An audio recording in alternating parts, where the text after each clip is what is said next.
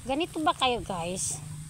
Para mabilis dumami ang ating halaman, tanggalan natin siya ng utong.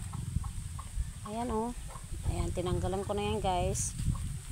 Tapos dito, ganyan ang way ko guys para dumami siya agad. Ayan. Wala na siyang mga talbos. Dati guys, mula to sa sobrang liit. Siguro guys, nung kinuha ko to, ganito lang kaliit. Itong puno na to. Ito. Ganyan lang siya kaliit noon. Ito to. Ngayon, ganyan na siya.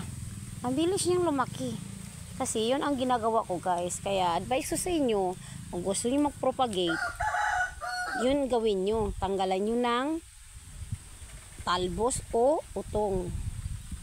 Tulad yan guys. O katulad nito. Yun lang yung tamang paraan para dumami.